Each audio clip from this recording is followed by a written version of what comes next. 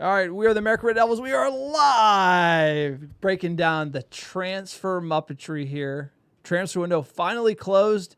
Ineos bringing in some big names, a lot of attackers, no midfielders. We get Senna Lamens. I think I'm going to learn how to pronounce his name now that he's in Manchester United signing at the deadline. Sir, how are we feeling about Manchester United's business so far? How we doing? How we doing? The window is officially closed. The 2025 summer transfer window is shut.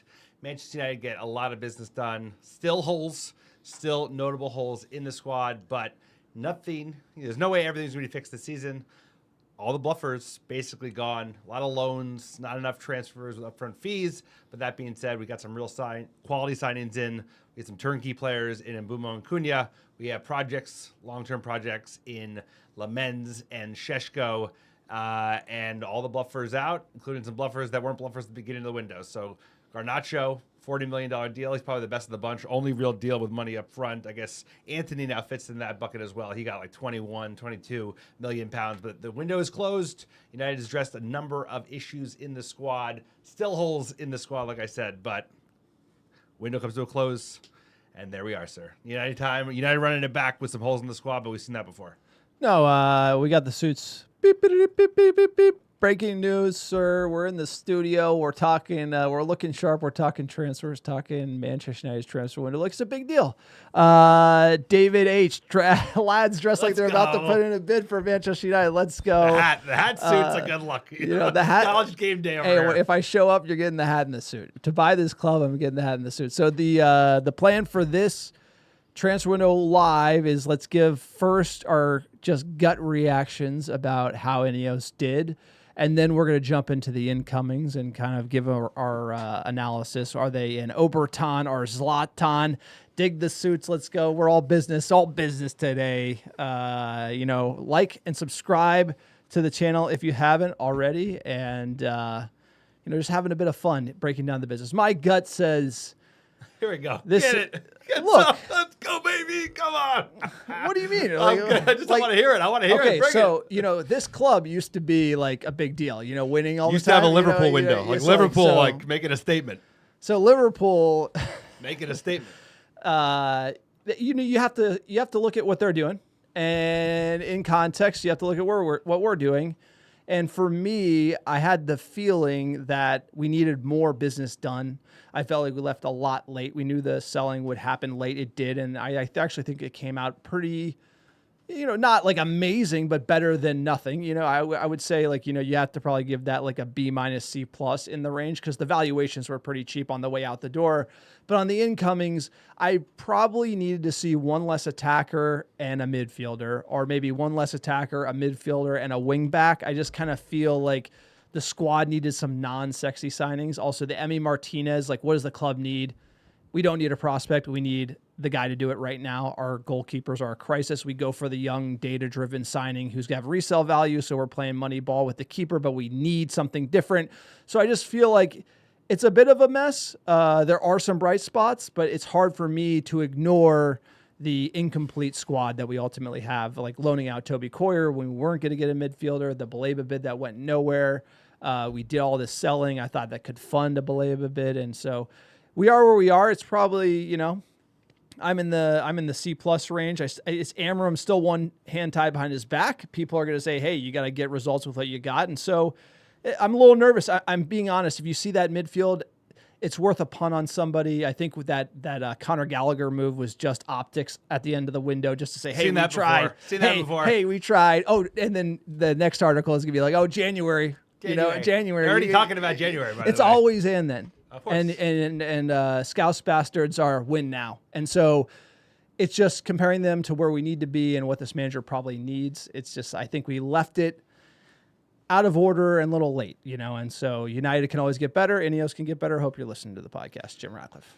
He's not listening. He should be listening. He's got two potential DOFs, two front office lads ready to go. Turnkey. We look good in the suits. Sweating in the pod room. The AC has been recently installed, and thank goodness because the heat wave has arrived. The summer is here, even though the summer transfer window has just closed for Manchester United. They left themselves late. They had a lot of work to do, to be honest. The bomb squad grew throughout the season, throughout the summer, so they gave themselves more work to do. And I think they were a little onesie at the beginning of the season, right? They got Cunha in quick. That was a release clause, easy peasy. And then Mbeumo dragged for 6-7 weeks. They were haggling. At the end of the day, they basically paid what Brentford wanted at the beginning. And they knew a lot of these sales would come in. You know, I think about right, like a couple permanent deals, couple loans where we don't really know how it's going to suss out.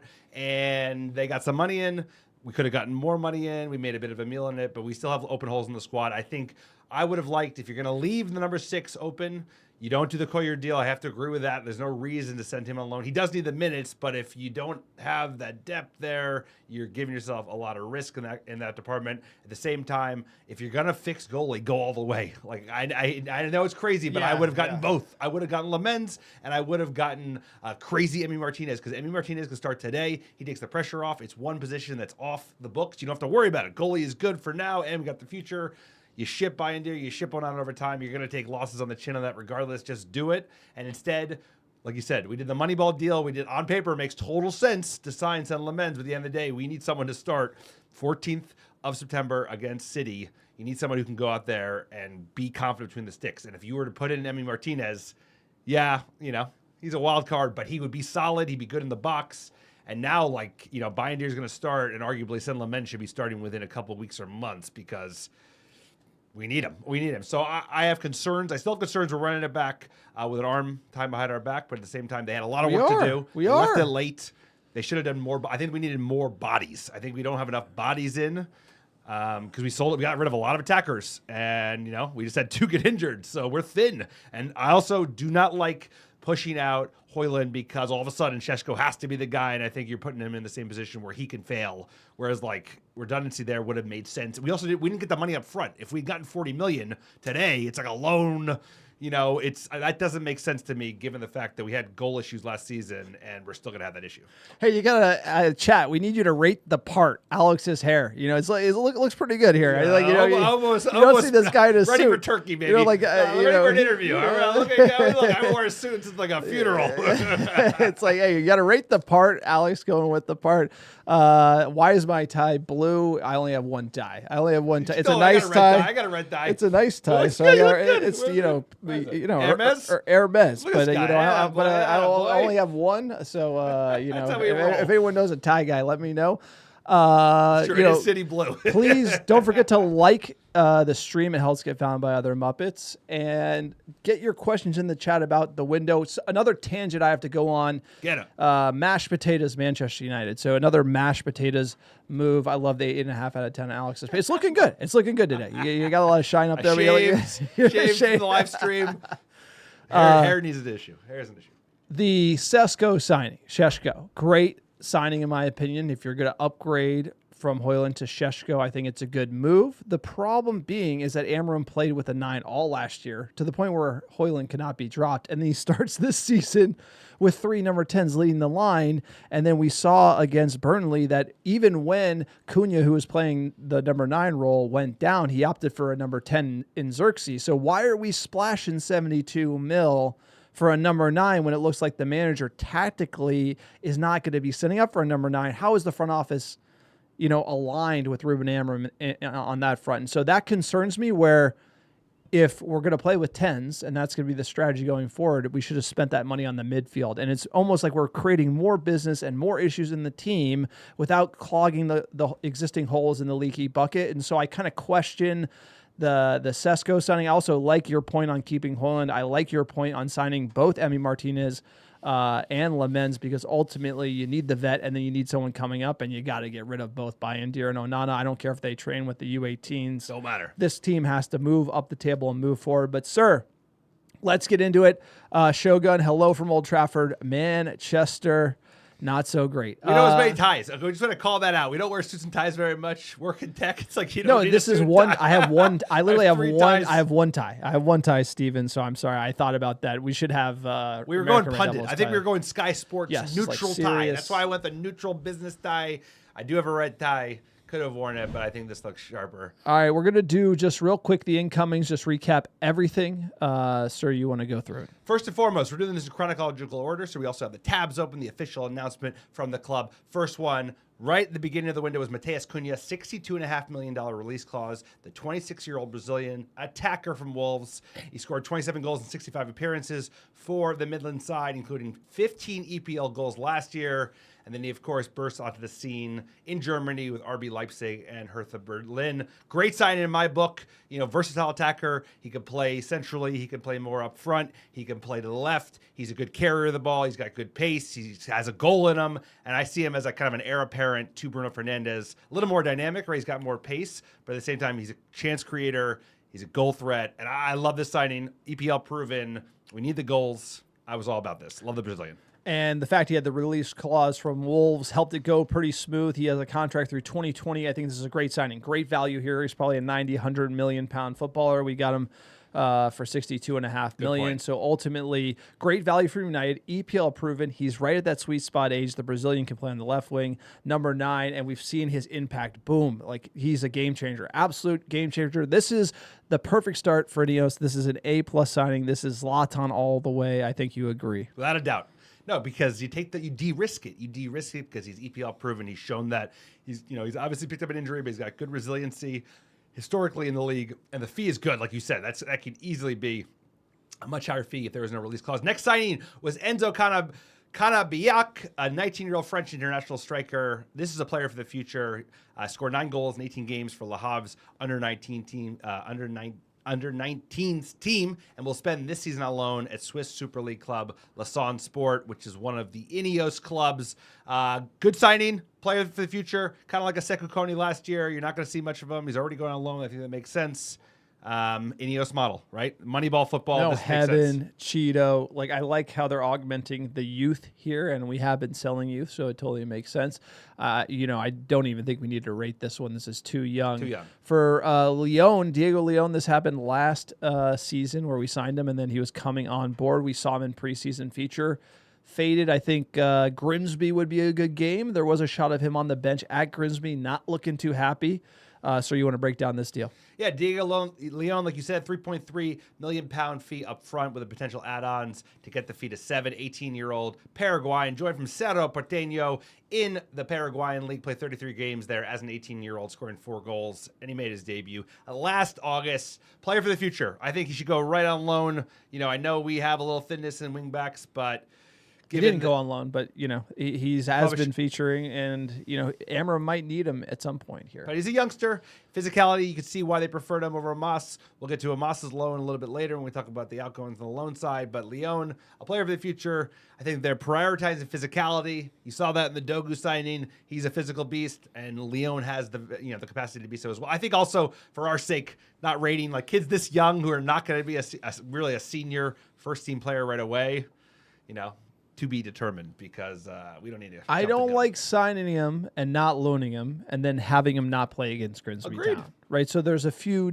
Hey, we lost that game. Like, we already have. Well, Tyler Fredrickson played. Diego Leon didn't even get any minutes. We obviously struggled in that game. But, like, if you're going to sign a youngster like this, you have to find a way to integrate him, especially if you're not going to loan him out. And he's good to be on the team and not get a lot of playing time. So our development of youngsters has not been great. And if he gets loaned out next season, you're already kind of in the why did we sign him sort of bucket, which is why we need the proper director of football that we've talked about so much. Next one, everybody knows, Boom Mbeumo. Got his first goal against Burnley. Sir, give us the rub on Brian Mbeumo. This was a bit of a saga. Took a while. This was a saga, and it clogged up a lot of the transfer window because we went one at a time. Brian Mbeumo, 26-year-old Cameroon international, signed for Brentford, £65 million plus 6 add-ons, so £71 million potential deal. Basically what Brentford quoted at the beginning of the window, and for some reason, classic United way, drag it out and then just pay him exactly what they want. And he had a hell of a season last year. He scored 20 goals in the EPL, including 5 penalties, 65 goals across 220 5 appearances for Brentford, helped them get promoted, joined winning the championship. He's been blooded out in the championship. Great player, instant signing, a right winger, but could also play as a 10, obviously preferred as a 10 under Amorim's system, but he's dynamic. He likes to beat a man, and he's already made a great impact. 2 goals, 1 in the EFL Cup, 1 in the league, like you said, his first goal at Old Trafford. And he's my signing of the summer. Great player, turnkey, he's dogging him, and I'm very, very excited to see him grow in with Ahmad, see him grow in with the Šeško. He had that nice chip in the Burnley game that Šeško almost got his first goal for Manchester United. So I think they're going to be a great link up, and just exactly the type of player that United should be signing. Him and Cunha, I think, are like you said, A signings. These are like make total sense, and I think even the fee is reasonable considering some of the fees that some clubs were able to garner this summer. No, look, for me, he's a great player. The question is, I would go to him as a surplus signing if I could get midfield and goalkeeper fully addressed, which are critical issues for this team. If we saw the first 4 games, additionally, I worried about how are you going to fit. Signing Mbeumo means that Bruno has to play out of position, right? So when you sign Cunha, Bruno can still play in the front 3. You sign Mbeumo and Cunha for this amount of money, it means Bruno has to play in the 2. I would have liked maybe Cunha first, another 6, and then that way, if we had the extra funds where we are now, where we clearly do not have the funds for a midfielder, then I would have gone for this type of signing. I felt like we were very opportunistic with EPL proven top talent. It is sexy. He's a great attacker, but work with me on how we're going to set up this team. I also like this signing. If Bruno went to Saudi, this is the perfect player to bring in. I do know we got rid of a bunch of attackers, but we're starting to already get to the point in the window where like the reinforcements are coming, right? The midfielder's coming, right? And then they ended up not happening. And so we just got to talk about that quickly. But Šeško, another signing. I think this is great. Great number 9, top number 9 prospect in all of Europe, sir. I'm going to say he's Zlatan along with Mbeumo. I think this is good. He's going to turn good no matter who the manager is or what United does because he has everything. We saw that leap against Burnley. He's a freak. I don't like the start. I don't think it's been managed well. I think you sign this player to play a number 9, to play with a number 9. I understand getting back to the Mbeumo Cunha issue. How do you put Šeško, Mbeumo, Cunha on the pitch? Because they're not going to be playing with a target man. That's not those types of players. Cunha wants to run at people and Mbeumo wants space on the wing. So questions around the strategy, obviously great attacking prospects, but how do they all work together? And so Šeško's kind of been the man on the bench as he's been starting, but sir, walk us through the deal. Yeah, I mean, there's a way to unlock it all. It's called the 4-2-3-1, and we might be there soon enough. We might, because you can fit it all together. Bruno at 10, Cunha on the left, and Mbeumo on the right, and big old Slovenian, 22-year-old Slovenian striker Benjamin Šeško. Like you said, it was a merry-go-round, a little bit of musical chairs as related to the striker search this season. You know, this summer, Gyökeres early, then there was a bit of Ekitike, and ultimately Benjamin Šeško was who we went for. There was even a little bit of Ollie Watkins, of course, at a time. They went, once again, Moneyball. They didn't go, like, turnkey. Ollie Watkins, for just a little bit less, would have been a proven goal scorer. But Šeško is a player for the future. Like you said, one of the top number 9 prospects in all of world football. He scored 21 goals in all comps last year for Leipzig, 27 goals across 64 appearances at the club. Should be starting. A lot of upside. My only concern is still the pressure you put on him by not having a backup. We had one striker last year. That was a failure. He was a young striker. You buried him into the ground, and I don't want to do that to Šeško. Maybe that's why he hasn't gotten the same minutes to take the pressure off of him a little bit. But no backup concerns me even without European football. But that being said, I think the fee is reasonable. All the fees were pretty reasonable, I must say. That's the one thing I will give them credit for. They left holes in the squad, but I don't think we materially overpaid for any player in this transfer window. That's a totally fair assessment. Let's get into Sene Lamens. Shoka, loving the suit, lads. What do we think of Lamens? Anyone got to be better than Onana, to be honest. Look, I think that rationale does work, but he's young and he's not the man to. I'd be surprised if going to the Šeško argument, you drop him into deep water against City. I think you let Bayern gonna get cooked by City and Chelsea. Yeah. It's just one of those things. Siraj said, "Love the suits." Hey, big brains over here. Big football brains of the American Red Devils. We look a lot smarter in these suits. We look a lot smarter in these suits. Shogun also says selling Bruno was a no-brainer. I mean, we can get into that debate a little later. Let's just talk about the goalkeeper, Emi Martinez. It came down to cash. You know, we didn't want to pay for Martinez. We were trying to swap Sancho. Sancho obviously doesn't want that because he doesn't want to sign a new deal for less wages. So he was being difficult all the way to the end. We end up getting Lamens. this is like signing. You have like, I'm not going to sit here and be like, yeah, look at his stats. They're great. He's playing in Belgium. Like, let's be honest. Like he's a freak. He has all the assets, but is he the guy in 2 years? Who knows? Do we need a guy who might be the guy in 2 years looking at who we have starting in goal at Manchester United? No, I don't like this deal from Ineos. You can see what we need. We need EPL proven. We need turnkey right now. They go for the project. Doesn't make sense. We have too many goalkeepers, and now we don't have a guaranteed number one. Now we have a project, and it's more of a mess for me.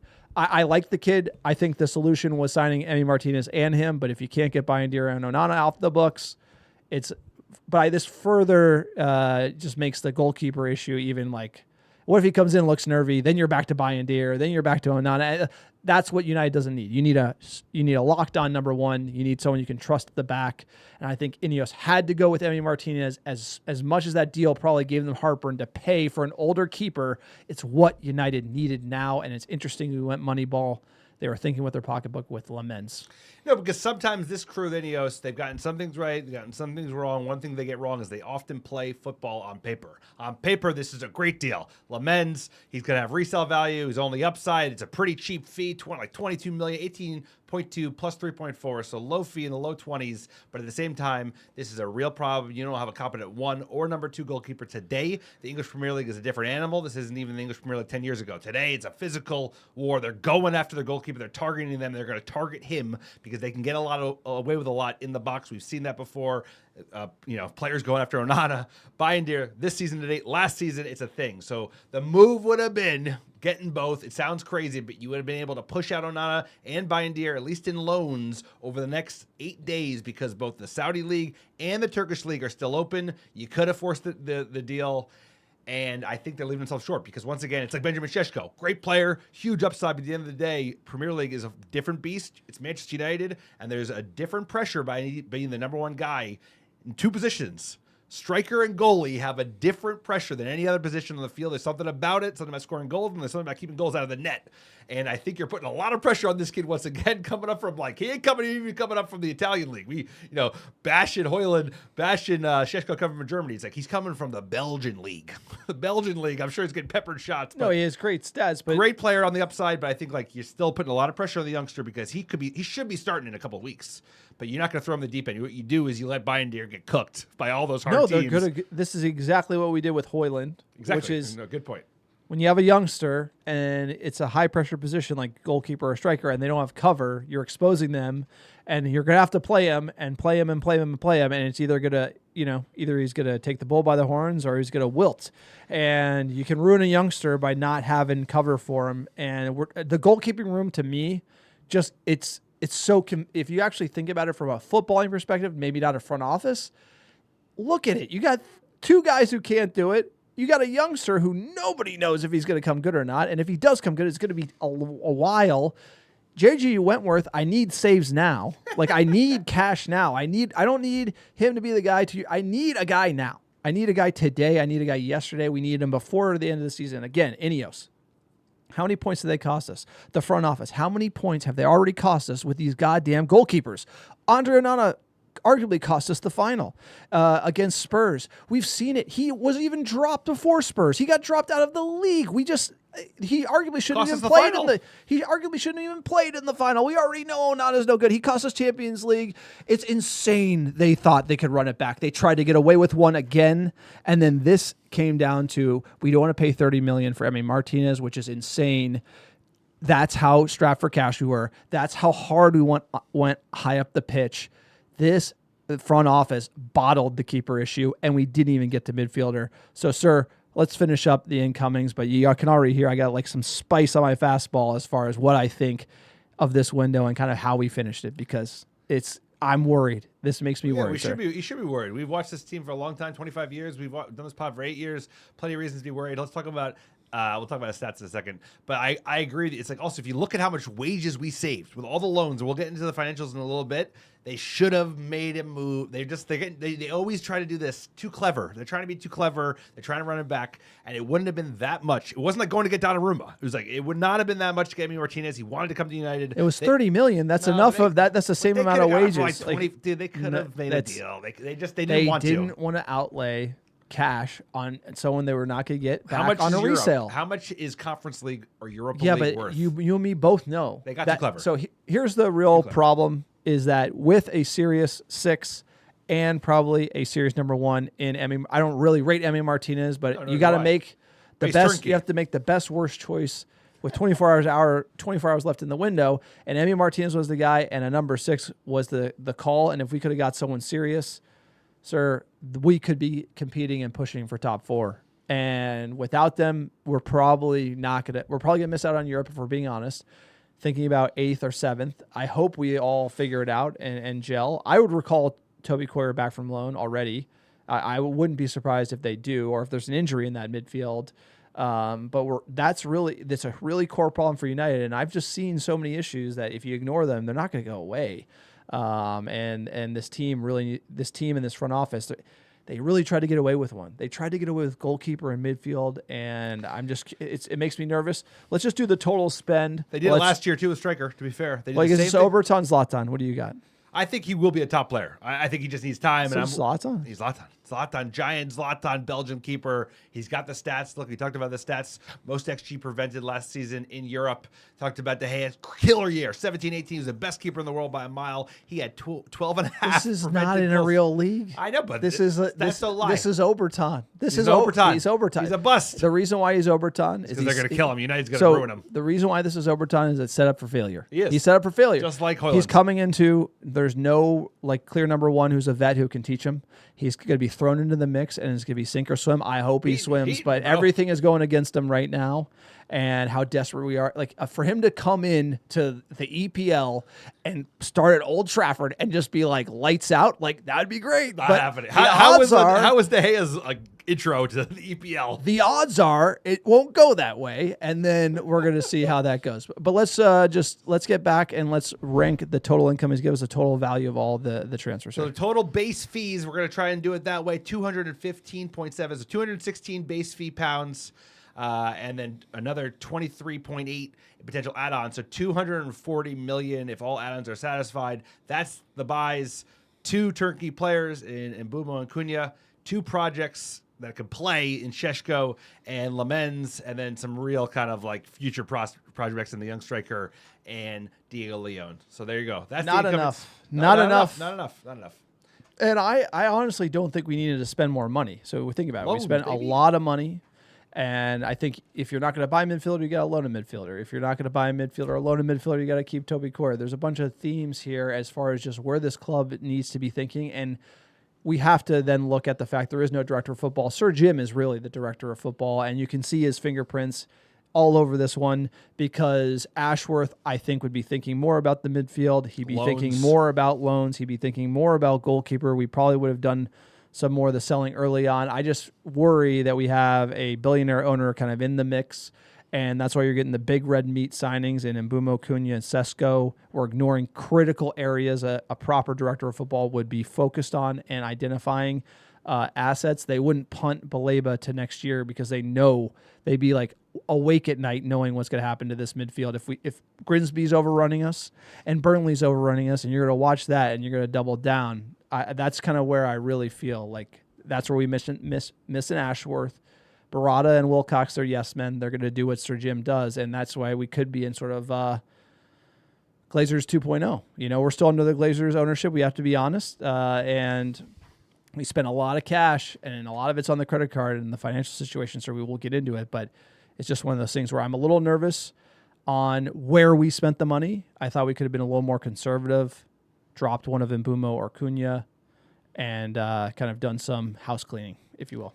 Yeah, and they left it late. I think they banked on these. I think they should have known they would have gotten a lot of this salary off the books, which they did. Let's get into the outgoings now, sir. But I have to agree. I think we needed more bodies. I like the signings we made, but I still think do some clever loans. I definitely don't disagree on the Radcliffe. And Sekou Kone with the head injury, that also adds into hey, I thought he might feature in the midfield. You can kind of build him into it, but he had a really severe head injury, and then that's another man down because he could have been brought up. And so I'm just we're in the sixth perspective, we're really kind of light. We are, because we got to get one injury, and then all of a sudden we just lost 2 of our kind of versatile 8/10s in Mount and Cunha. We don't know how long they're out.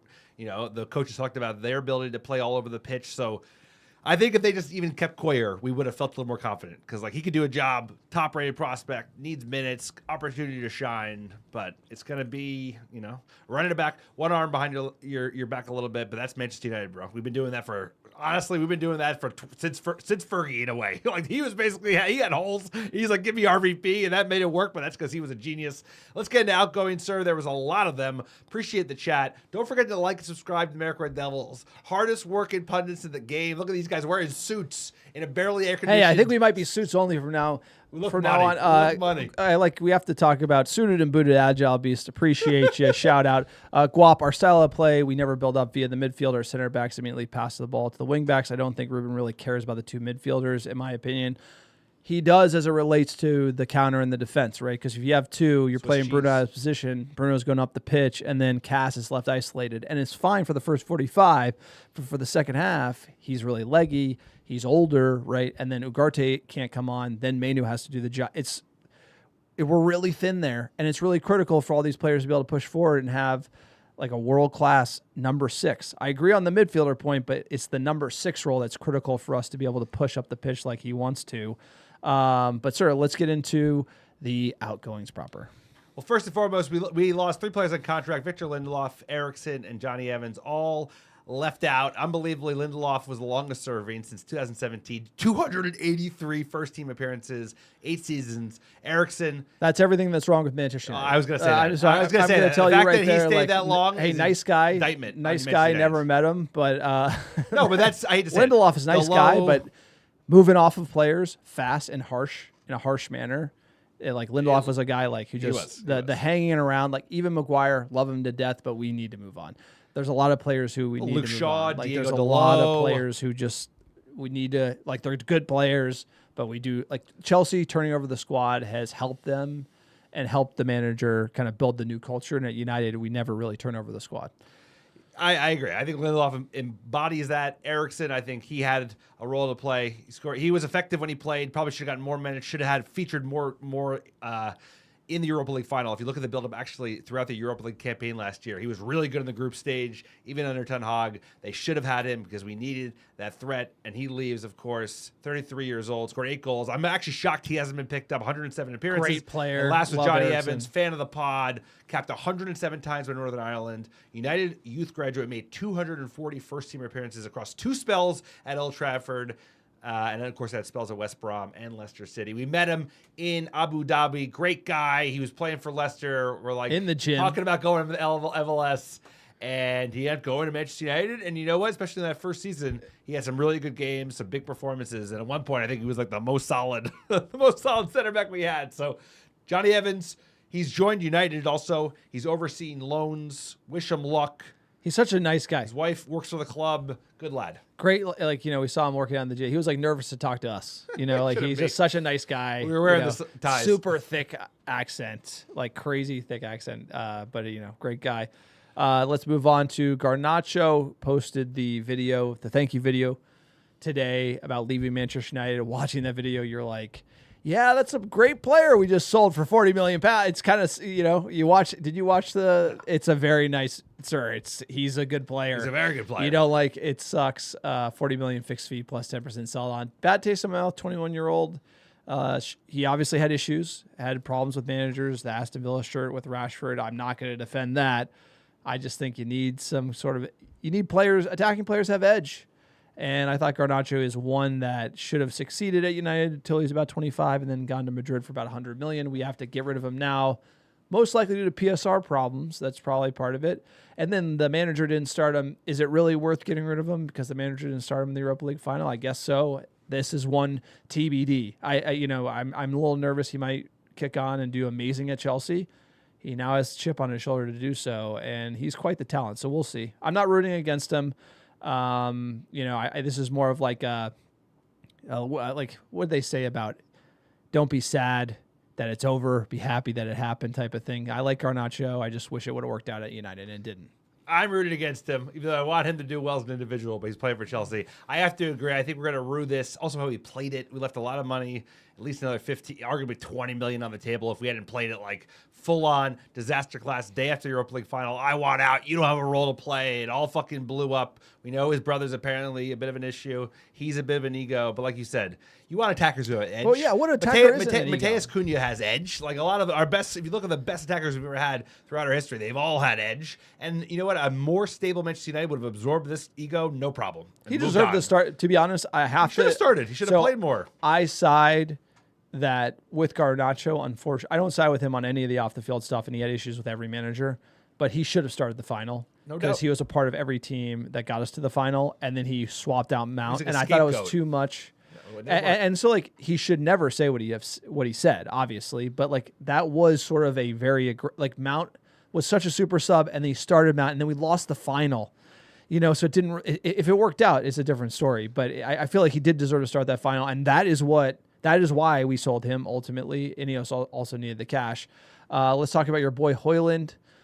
Famously came to United for quite a bit of money, overpaid under Erik ten Hag to get this kid. We had no cover for him, and obviously it's a loan with obligation based on Champions League football, but we saw this obligation with Chelsea that didn't come through, so I'm sure there's a return fee no one's talking about in it.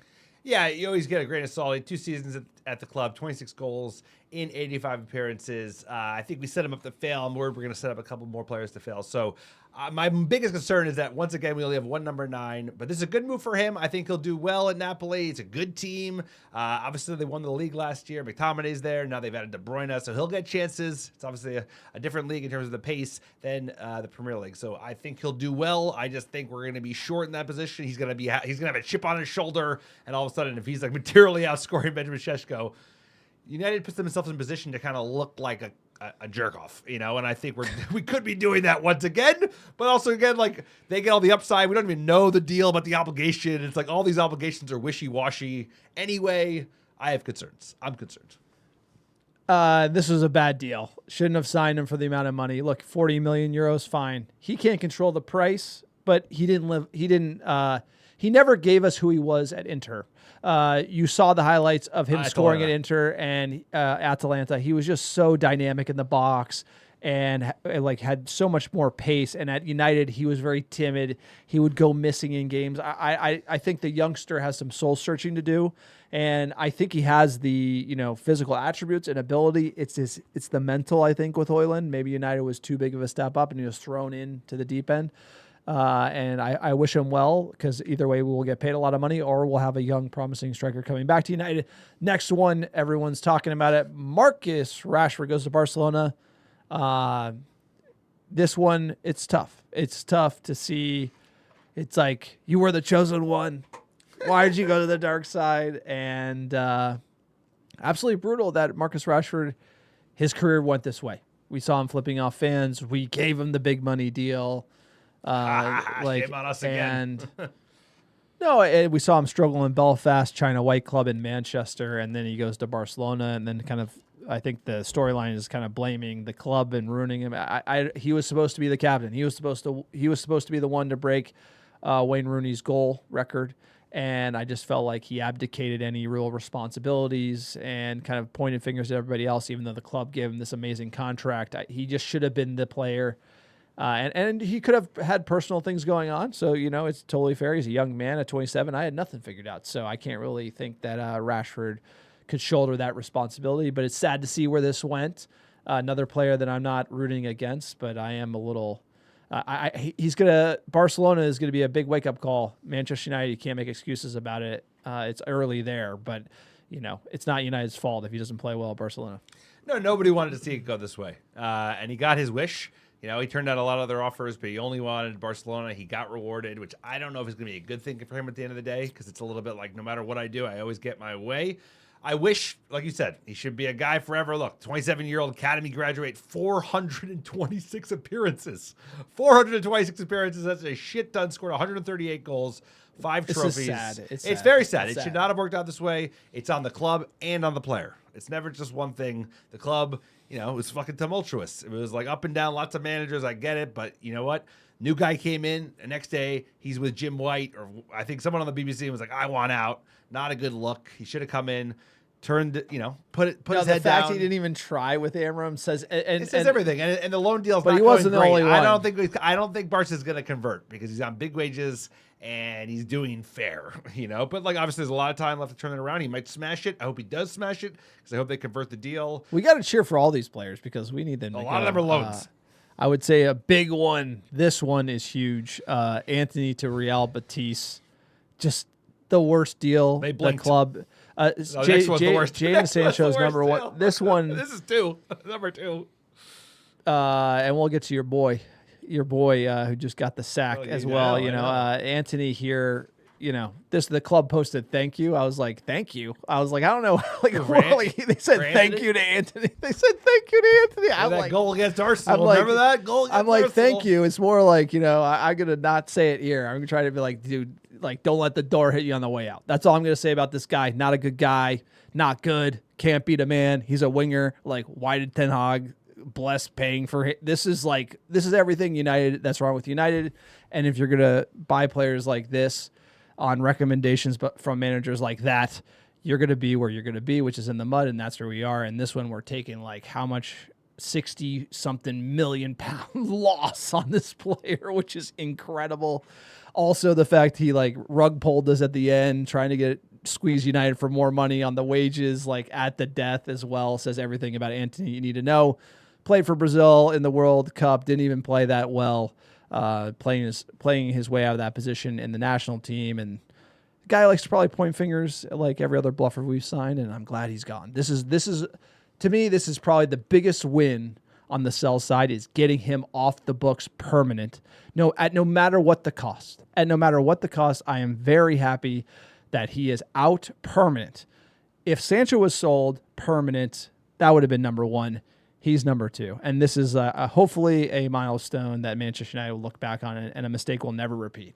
No, he represents the worst of kind of like coach power influencing transfers. We've seen that time and time again. No more so worse for United at the end of the day than Ten Hag signings with him, with Onana, with overpaying for Højlund, with Mason Mount. I mean, Mason, I can go on all day, baby. Mount's come good, baby. Has he come good? He just got injured again. How many goals has he scored? Not as bad as this. Anthony, nothing will be worse. End of transfer window, paying like 2.5x his fee, and then him angling for a move out. Anthony, like you said, the good thing is he's off the books for good. He got his way. Huge relief. Batiste for me. blinked. This is the Ultimately, biggest I think one. it was either Batiste or him. He blinked. He didn't get his payout. Low 20 million, like 20 million pounds. We get upside, but at the same time, like we should have been able to foist him to the Saudis for way more. But he's gone. End of an era, and truly end of an era. I wish we sold this next lad, Jadon Sandwich. Got a loan deal last minute to Villa. Everybody's going to Villa. We're paying his Straight wages. loan. They're 80% So covered. we are still Paying some wages. Of paying course. I'm Jadon shocked Sancho. they covered 80%. I'm shocked they covered that much. We are paying him to play for another team. Like he is, and the funny thing about him is he's the reason we did get our Emi Martinez, because he didn't want to go on a permanent deal and sign a new contract because he wants the sign-on fee when he's a free agent, unrestricted free agent next year from Manchester United. So he's just, all these players are blood-sucking from the club, Anthony included. And, I feel like there's, nothing, can't say anything good about Jadon Sancho other than I like that smile in the Villa shirt, and, this is the last year of this we're going to deal with. Rashford will be one we still have to deal with, unfortunately, but it's good to see that Anthony and Sancho are coming to an end. Don't forget to like the stream. Please let us know what you think of the signings and the outgoings for Manchester United. Sir, you want to give us the financials, the total money made here for Manchester United? So you got to bear with us because there's a nuance. There's like deals up front. There's deal with the add-ons from other deals that we didn't even get involved with because we sold all these players for nothing and then they went on for big fees. And then there's the potential. So in upfront fees, we made $61.6 million in upfront fees. The only upfront fees were Garnacho and Anthony. We have $25 million in sell-on clauses for unrelated deals. We'll get into those in a second. And then $66 million in potential fees from Højlund and Rashford. So the total we could get from all these deals, they all come goes 152 million, 153 million pounds today, It's 87 million, and a lot of that is the boost from these 5 players that we made from sell-on clauses. We made 7 million from Alvaro Caracas. He's already killing it at Real Madrid. 6 million from Malanga, has moved to Newcastle. 2 million from Maxi Oriel. 5 million Sancho penalty fee. That's hilarious. And then we also get additional 5 million for Greenwood for Marseille hitting Champions League qualification. So net spend for the window, 129 million based on base fees minus sales done today, minus the sell-on. So there you go. Is that the 129 includes the highest upside potential of what we can get paid? The 152? No. The 129 is today. Okay. The 129 is today, plus we save 40 million in annual wages. Look, when you look at it from a net perspective, it's not awful. But when you sort of get into the who do we get, and it's still an incomplete team, that's kind of where I get a little nervy. The wages are a big story. Tons of wages off the books. And I think what we need to hear from the front office is ultimately we're in the middle of a rebuild. So as fans, we want it all done this summer, and clearly it wasn't able to be done all this summer, and it's really going to kick on into January and next summer. The issue being that if Amram does not survive, then it becomes like another rebuild. And so that's where the argument for stability is needed. And I think from my perspective as a fan, United needs to stabilize. Like the patient, it's open heart surgery. We have to stabilize the patient. This was a good move towards doing that. But if now we have chaos with the manager and he's emotionally volatile in the press and he might want to quit, we're not stabilizing the patient and we're adding sort of volatility into the situation. And then you have a new manager and then he doesn't like certain players and then it becomes this whole another thing. And so this is a really fickle situation behind like an incomplete team, a manager under the gun, and this transfer strategy without a proper director of football, in my opinion. So United, I know obviously we have a ton of loans that we did with youngsters. Sir, you want to go into that real quick? Yeah, let's do a loan watch. We were busy. I'm going to just call it the notable ones. Ethan Williams, a player we saw during preseason. He signed a new contract. He's heading up to Scotland to go to Falkirk. Ethan Ennis, highly rated youngster in the U21s, just went to Fleetwood Town, I think in League One. Harry Amos is going to Sheffield Wednesday. That's a big one. Looking forward to him to getting some minutes. Radek Vitek is actually already killing it at Bristol City. Highly rated goalkeeper, a player that I already thought was better than Bayindir and Onana, but I think he does need the minutes and the physicality. He was previously on loan, I believe, in the Polish league. So another player to watch. And then lastly, most notable is Toby Coyer went on loan to West Brom. John and I both have agita about that because we're leaving it so open in the 6th spot. He could do a job. He did well last year. You don't want to see a player break minutes. To be fair, he didn't get enough minutes. He did break into the first team, and then he, to then be relegated to loan is a little frustrating. Let's get in the chat. David H. All things considered, we could have done worse, but we also could have done so much better. And I think that's right. This is a step in the right direction, but not completing the rebuild.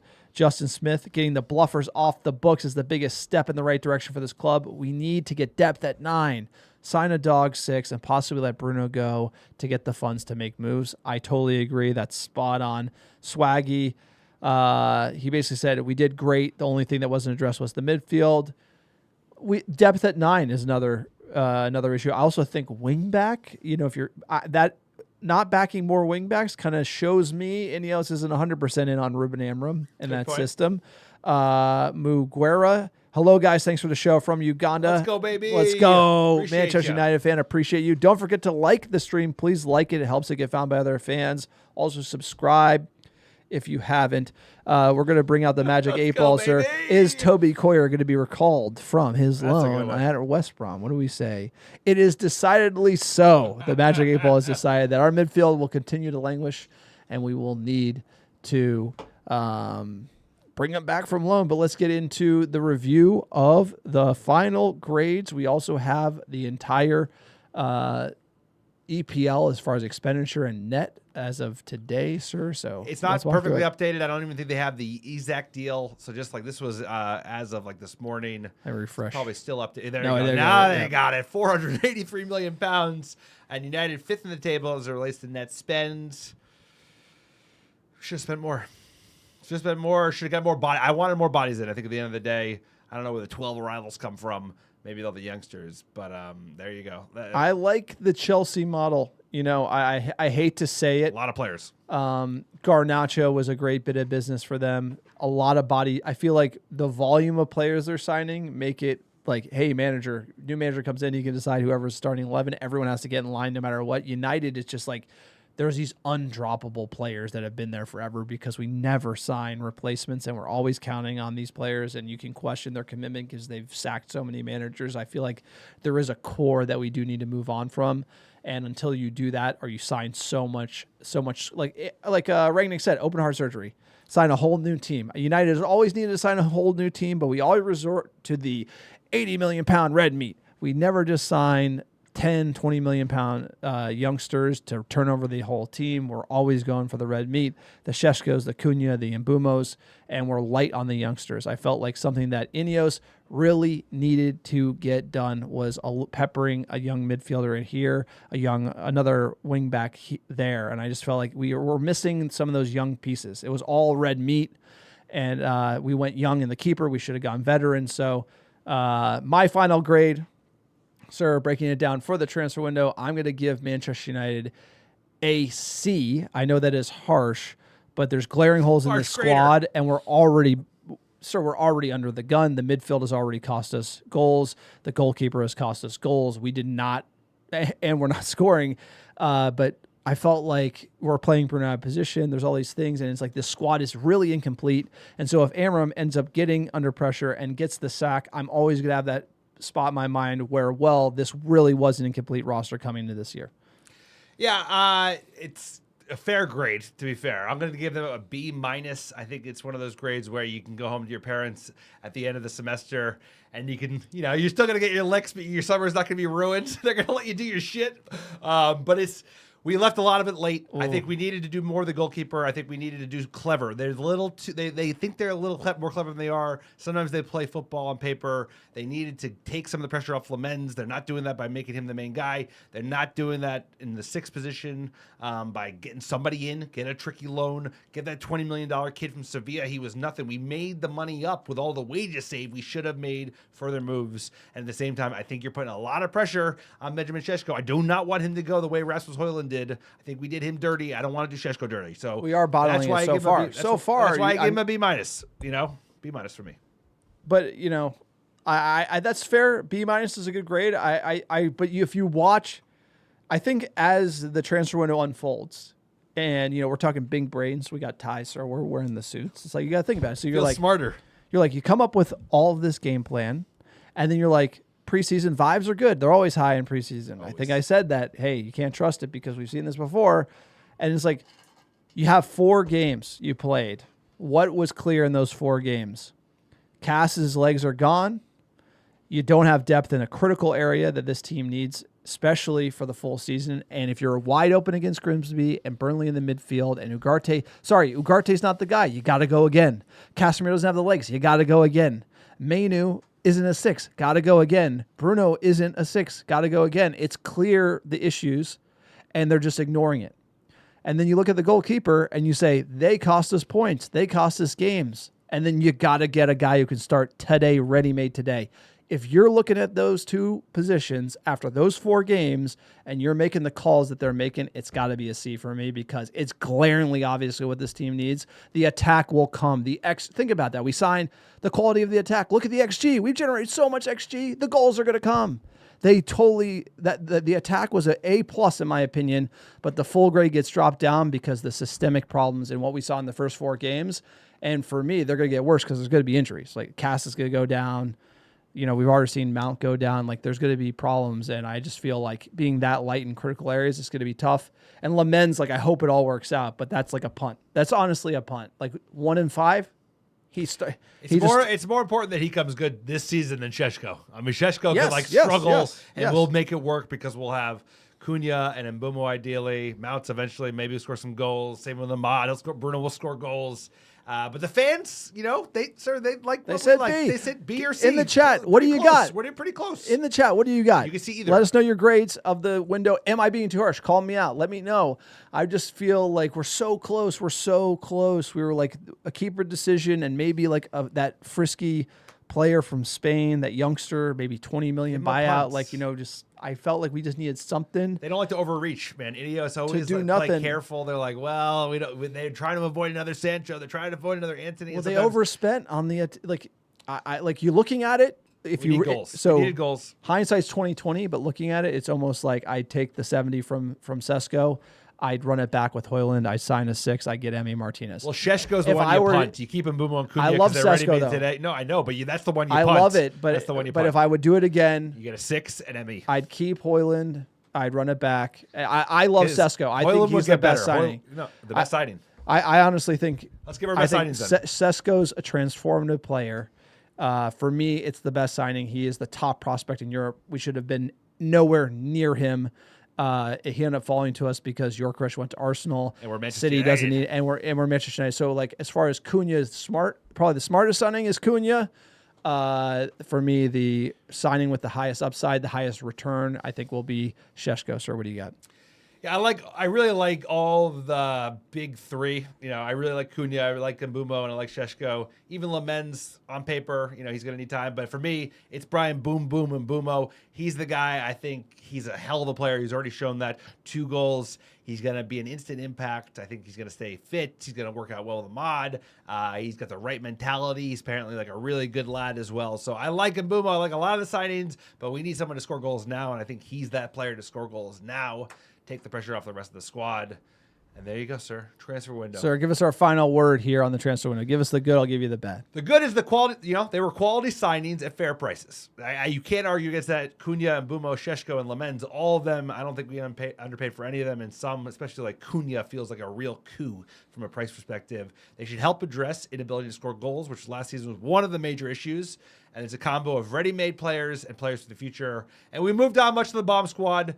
But not enough on permanent deals with Rashford and Sancho still being loans or loans plus. And, I think it took too late. Still, they did a good job. I got to give them credit for the bomb squad moves. They got most of them done. They Other took than the L on Malacia. Anthony.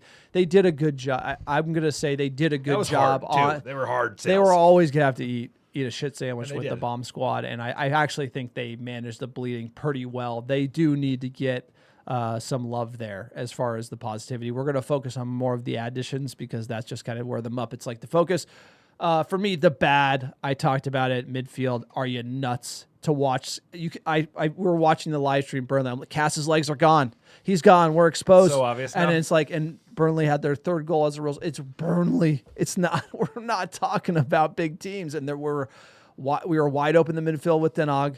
We're wide open in the midfield with Ruben Amorim. We are not signing a midfielder. That is insane. I cannot believe it. You can watch it. Goalkeeper, you're adding a youngster to a crew that doesn't need a youngster. We need a number 1. We need someone who's proven and can do it. And we got a guy who might be the guy. Honestly, if you're evaluating young talent, he could be world class in 2 years. Not today, not tomorrow. We needed somebody yesterday. Ineos playing for the resale value, not playing for the I need a keeper now. JG Wentworth needs saves now.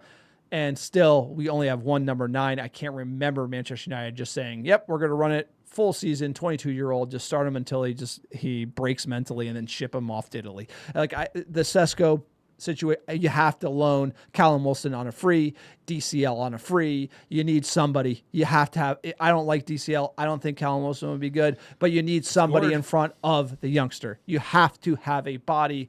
What are we doing here? So that's the bad. Overall, you're never going to get everything you want. The Muppets aren't always right, but we try to call it straight as we can. And you know what? It's been a hell of a window. Lots of ups and downs. A lot of hope there. The best feeling of the window is by far the Baleba. It was by far, we thought we could get the Baleba from Brighton. I feel like if we did that would probably be an A for me. Oh, if you got that even with the men's, it's an A. Yes, Even though like it's an A. Goalkeeper It's has an A. challenges, we don't have enough number 9. Balaba is like ready. He's also ready-made. He's like Cunha and Mbeumo, but insane upside. He would have been worth the fee. I think we're going to go back for him. Of course, they're going to leave it next window. But at the end of the day, we appreciate everybody. Decent window. Comment of the stream. Canadian Republic. My credit score went up just watching this. Well, you know. Appreciate you. Best chat. Don't forget to like and subscribe. John and I appreciate you guys. It was a great summer transfer window. We got an interesting season to look ahead. I hope we survive. I hope the pieces come together, and I hope the players that are not quite ready-made step up because we need them to. We need Sheshko and we need Lamens to Let be us the know guy. if we should wear the suits again. You know, like They're I think gonna the say suits yes. might be We a look hit. good. I We might look need to good. get a red tie. Do I need to get a red tie? Yes. Let's do the suits. Look, it's going to be a great season. We're going to be here every step of the way. We'll let you know on the next live stream. We can't do the Derby. Alex is traveling. We'll be back as soon as we can on the live streams. We'll keep it live on YouTube. You know where to find the podcast, iTunes, Spotify. Subscribe to it, like it, leave a comment. Also, do that on our YouTube channel below. Subscribe, the bell, all those fun things. We need it. Check out our socials. Also, our newsletter is the big thing we're pushing. AmericaDevils.com/newsletter. You go there, you sign up, you get a free email in your inbox every single week. The top stories, the top moves, and the transfer links. Alex has been doing a great job leading the cause there. AmericaDevils.com/newsletter. Please sign up. And if you want some merch, you want to support us, AmericaDevils.store, AmericaDevils.com. Check it all out. We appreciate everybody, and we'll see you.